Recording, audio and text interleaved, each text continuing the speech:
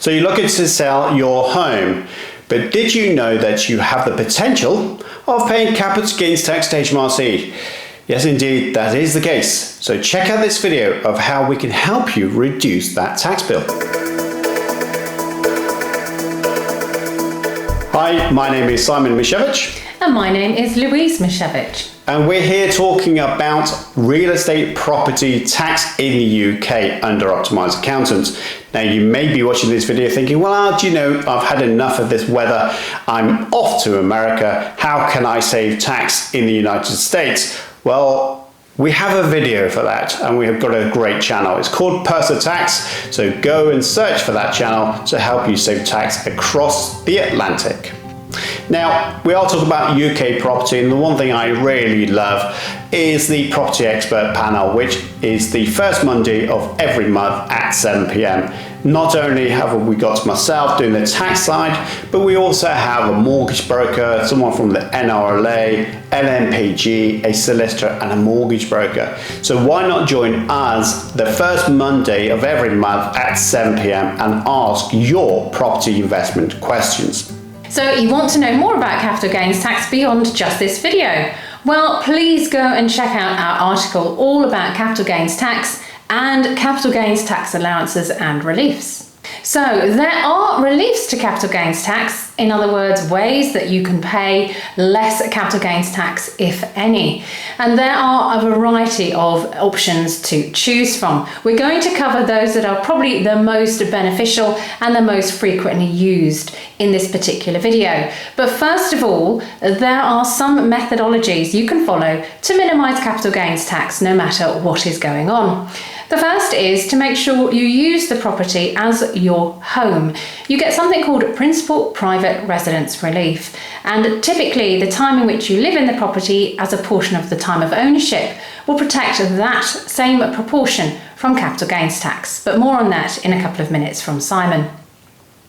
Also, if you have lived away from the property, or perhaps never lived in the property whilst you've owned it, but now wish to, again, you'll pick up Principal Private Residence Relief for the period of time in which you live in it.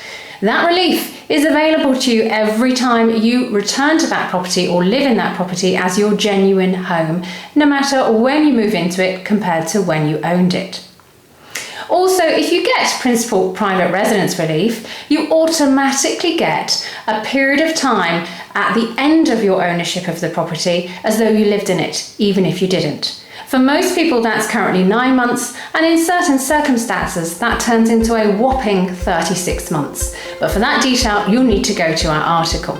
So let's just look at some of the most common and most advantageous tax reliefs for capital gains tax minimisation. The first one is, quite frankly, about if you have moved overseas for work.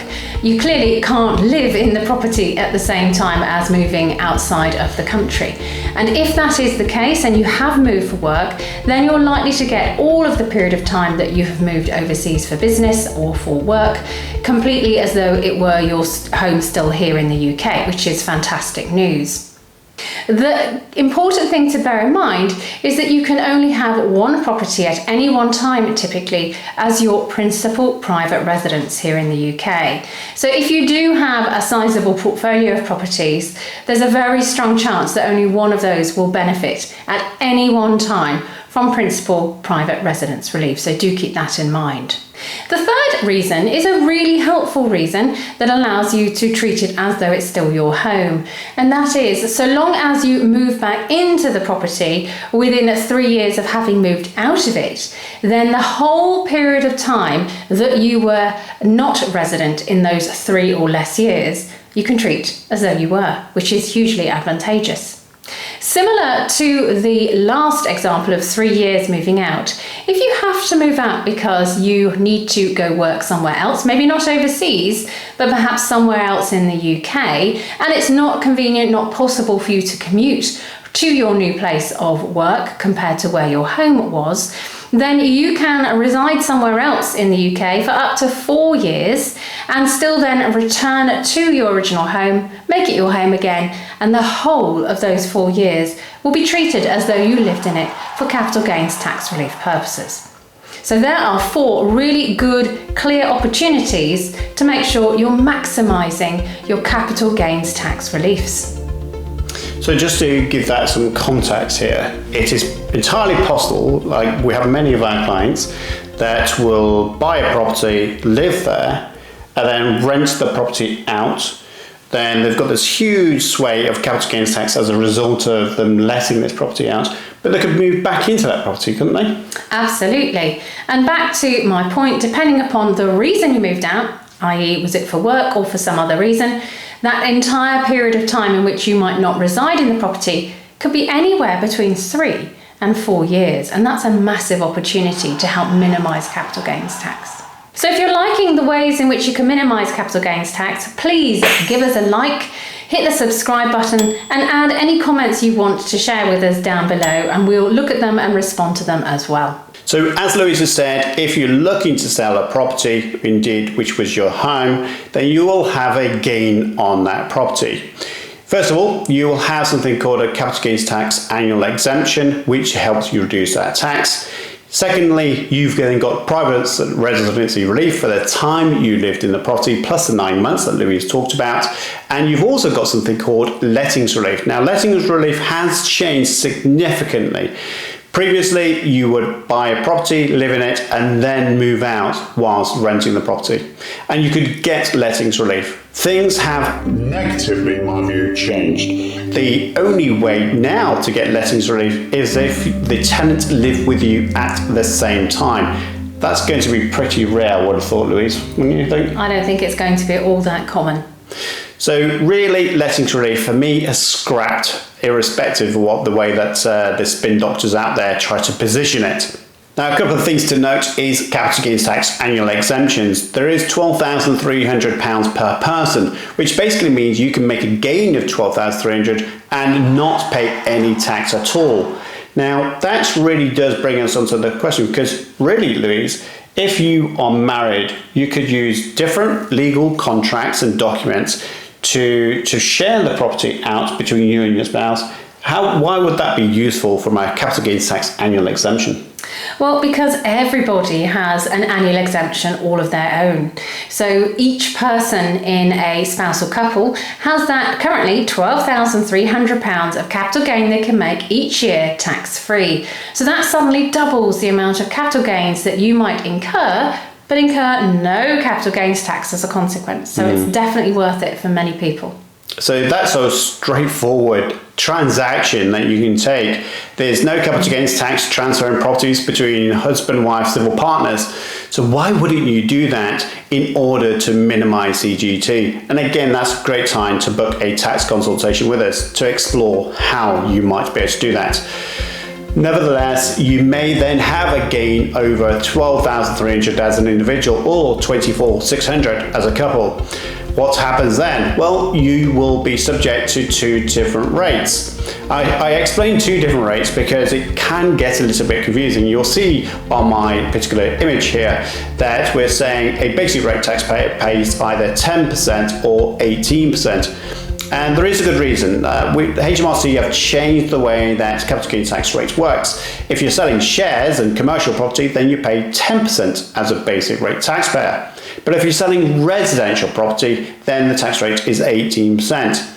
Similarly, we can see that for high rate taxpayers, whereby they pay 20% for selling stocks, commercial properties, but pay 28% when it's selling residential properties.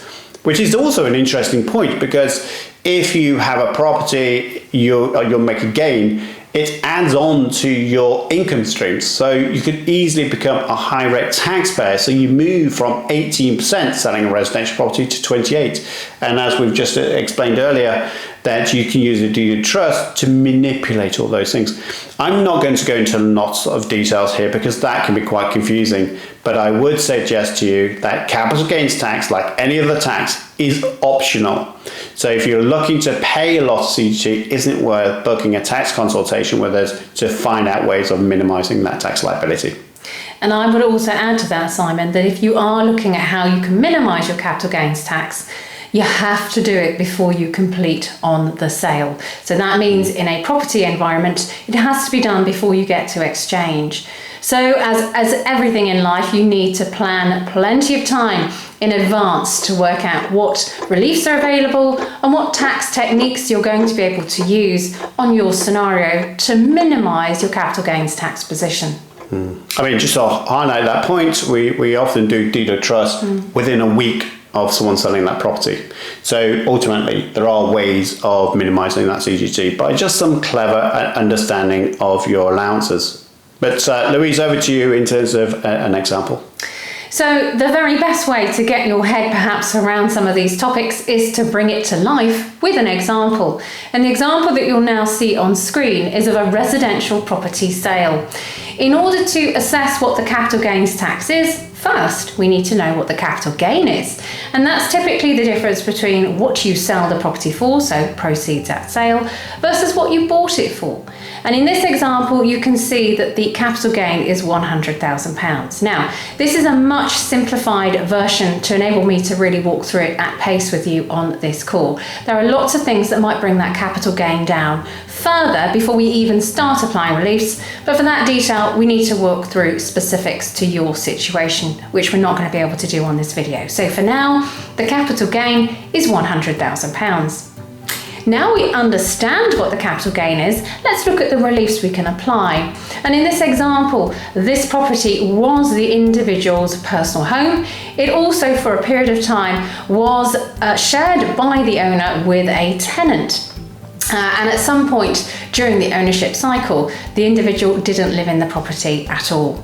So what we have is we've broken down the reliefs into what's called the principal primary residence relief, so the period of time in which the person occupied the property as their home and did so without tenants. Then on top of that, there's a further relief called basically lettings relief, which is when the owner actually occupied the property with a tenant in place as well. Then on top of that, there is of course the item that Simon mentioned, which is the annual exempt allowance. This is the amount of capital gain every one of us can have every year, tax-free. And that in this particular tax example is £12,300. So we add together all of these relief amounts, take it away from the capital gain to tell us how much of that gain remains exposed to capital gains tax. And in this example, we're actually left with just a taxable gain of £9,200. And that, of course, is going to be taxed, as Simon said, because it's residential, at either the basic rate of 18% or the higher rate of 28%, or a little confusingly, a little bit of both, depending upon how that gain applies across the two different tax rates. I mean, just to highlight that point, people do get often confused with, well, I'm a basic rate taxpayer, therefore I only pay 18%.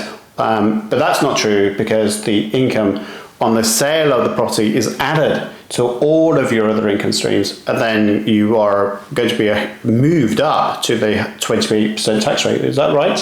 It is indeed. So you have to look, unfortunately, in the round, not just at the items of capital gain, but also your other forms of income in that particular tax year.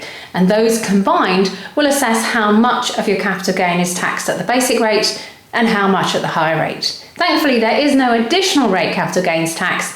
The moment your total income and capital gain exceeds the £50,270 VAT amount, then the capital gain is taxed at just the 28%. So as Louise has highlighted, there is a capital gains tax in the previous example. You may also have that situation. Our clients work with us to understand how to minimise all elements of property tax, one of them being, of course, capital gains tax.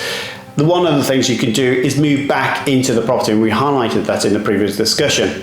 We can also highlight the fact that you could use 2 lots of annual CGT allowances.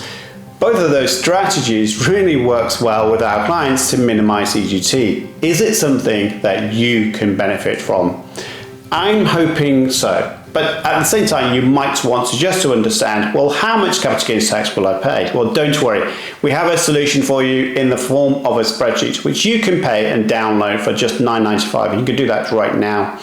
It will tell you exactly what your capital gains tax is likely to be and how you can report that to HMRC within 30 days. Not only that, but it will also give you some insights of how you can minimize your CGT before you sell your property. So go ahead and download that today and save tax tomorrow.